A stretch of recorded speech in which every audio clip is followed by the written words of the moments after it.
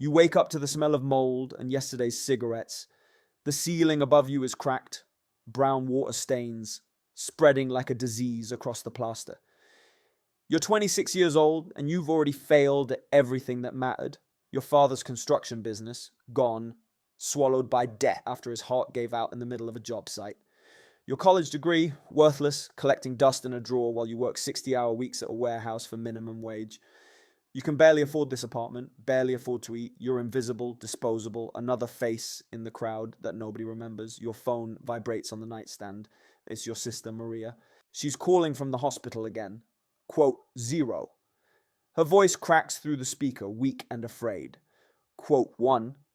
The number burns into your brain, $47,000. You have $800 in your account. You spend the next 4 days trying to find that money. You go to banks, denied, bad credit from your father's bankruptcy. You ask your boss for an advance. He laughs, tells you there are 50 people who take your job tomorrow. You call every friend you ever had, every distant cousin, your uncle who always bragged about his restaurant franchise. They all say the same thing. Times are tough. Wish I could help. Let me know how it goes. Nobody helps. You're sitting in a dive bar on the 5th night, staring at your empty glass when a man slides into the booth across from you. His name is Vasily, though he tells you to call him V. He's in his 50s, thick accent, expensive watch that seems wrong in a place like this. Somehow he knows about Maria. Somehow he knows about the money. Quote 2, he says, lighting a cigarette despite the no smoking signs. Quote 3, you should walk away. Every instinct screams at you to walk away. Quote 4, you ask instead. His smile is all teeth, like a shark that smelled blood in the water. A drive, maybe 2, 3 times. You take people from point A to point B. You don't ask questions. You don't look in the rearview mirror too long. Simple. People, you repeat slowly. What kind of people? The kind that pay very well to cross borders. He slides a card across the table with nothing but a phone number on it. You have until Saturday to decide. After that, well, I hope your sister makes peace with God. You sit there for an hour after he leaves, the card burning a hole in your pocket. You think about Maria when she was 8, when she'd follow you everywhere, calling you her hero. You think about your mother's face at your father's funeral, how she aged 10 years in a single day. You think about the surgeon's cold voice explaining what happens when a brain tumor goes untreated. You make the call on Thursday. Saturday night, you're driving a borrowed van toward the border following GPS coordinates V sent to your phone. The instructions were specific. Park at the abandoned rest stop, wait for the knock, drive them to a warehouse address 3 hours north, don't stop, don't talk, don't look, $20,000 for one night's work. The rest stop is a graveyard of rusted picnic tables and shattered glass. You kill the engine, and the silence presses against your ears like water. Your hands won't stop shaking. You're not built for this. You've never even had a speeding ticket. But then you think about Maria's voice on the phone, how small she sounded, and you grip the steering wheel until your knuckles turn white. The knock comes at 11:47 p.m. You unlock the back doors without looking. You hear them climb in. 7, maybe 8 people. You can't tell in the darkness. Children crying, someone whispering prayers in Spanish. The doors slam shut and you're driving before you can change your mind. The first hour passes in a blur of dark highways and paranoid glances at every pair of headlights behind you. Your heart is hammering so hard you can feel it in your throat, but nothing happens. No sirens, no roadblocks, just empty roads and the muffled sounds of breathing from behind the metal partition. You start to think maybe this won't be so bad. Maybe you're good at this. The warehouse is exactly where V said it would be, a decaying industrial building on the edge of nowhere surrounded by empty fields. You park where he told you to park. A man appears from the shadows, hands you an envelope fat with cash, and ushers the people out of your van.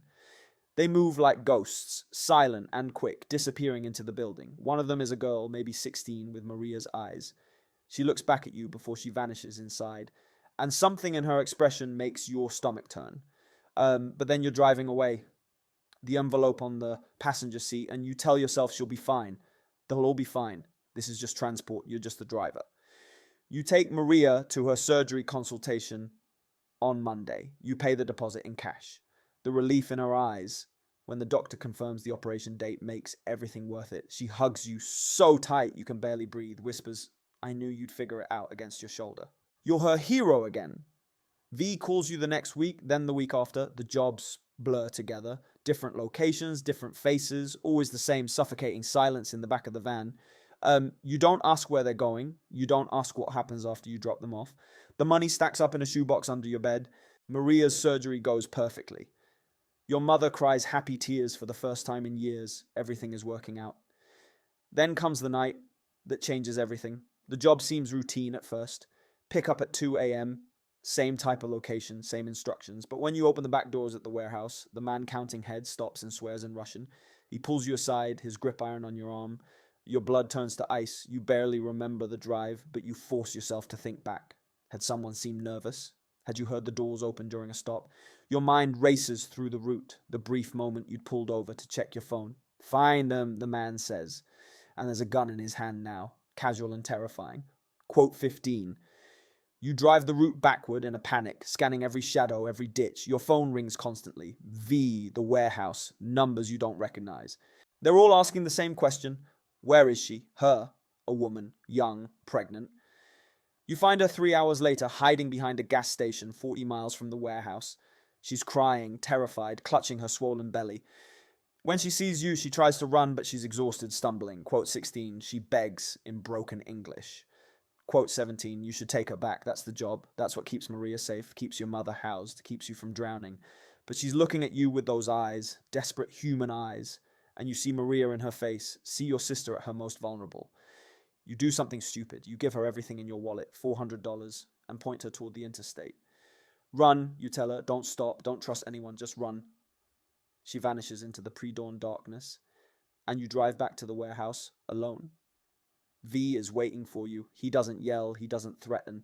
He just looks at you with those dead shark eyes and says, you know what happens now. They take you to a house you've never seen before.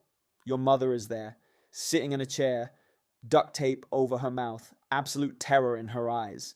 Maria is beside her, confused, still weak from surgery, not understanding what's happening. You cost me $50,000, V says calmly, circling them like a predator, plus the complications of a loose witness. So here's how you pay me back. The choice is simple. Work for him, really work for him, not just driving, but recruiting, enforcing, becoming part of the machine, or watch everyone you love disappear. You don't even hesitate. Quote 23. The next 6 months reshape you into someone you don't recognize. You learn the business from the inside, how to spot desperate people, how to make promises you won't keep, how to collect debts with your fists when words don't work. You're good at it. That's the worst part. You're really good at it. The money floods in. You move your mother to a real house, get Maria into the best physical therapy program in the state. You wear expensive clothes, drive a new car. People respect you now or fear you, which feels like the same thing. You tell yourself you're doing good with dirty money. You're saving lives, even as you destroy them. You're a monster, but you're a monster who provides. V promotes you. You have your own crew now. Younger guys who look at you the way you once looked at him. You teach them the roots, the contacts, the rules. One of them is a kid named Diego, barely 19, drowning in debt from his father's medical bills. You see yourself in him, and maybe that's why you take him under your wing. You convince yourself you're helping him, giving him a way out. 2 years pass. You're untouchable now, V's right hand, running an operation that moves hundreds of people across the border every month. You don't think about the girl you let go anymore. You don't think about the faces in the back of the van. You've learned not to look too close, not to feel too much. Then Diego calls you at 3 a.m, voice shaking. Quote 24, the raid comes from nowhere. Federal agents, local cops, a task force that's been building a case for months. Someone talked, someone always talks. But you're too deep in it to run, too visible to hide. V calls you one last time with an address and a single instruction. Quote 25, you drive to the warehouse, the same one where everything started. The files are there, the records, the evidence that could bring down the entire network. You're supposed to burn it all. But when you arrive, Diego's already there, a phone in his hand, talking to someone. He sees you and hangs up quickly. But you know that look. You invented that look. They offered me immunity, he says. And he's crying now. This kid you mentored. This kid you saved. Quote 27. The gun is in your hand before you realize you've drawn it. This is what V would do. This is what the business demands. You've killed the person you used to be. Well, what's one more death? But Diego looks at you with Maria's eyes, with your mother's eyes, with the eyes of that pregnant woman you let go years ago. He looks at you like you're still human. Your hand is shaking. The gun feels like it weighs 1,000 pounds. The sirens are getting closer. You lower the weapon. Quote 28, you tell him, just like you told her. Quote 29, he does. You're sitting in the warehouse when they storm in, guns drawn, shouting commands. You don't resist. There's nothing left to fight for. V disappears into the wind, of course. Men like him always do. Your crew scatters. The network crumbles. The news calls it the biggest human trafficking bust in a decade. They parade you in front of cameras. Another criminal off the streets. Another monster caged. Maria visits you in prison. She's healthy now, finishing her master's degree. Engaged to a man who makes her laugh. Your mother comes too, older but alive, safe. They tell you they still love you. They tell you they understand why you did what you did, but you can see it in their eyes. The disappointment, the shame, the knowledge that you became something awful. Was it worth it? Maria asked quietly, her hand pressed against the glass between you. You want to say yes. You want to believe that saving her justified everything that came after, every life you ruined, every person you fed into the machine. But sitting here in this cell, facing 25 to life, you know the truth. You were 26 when this started.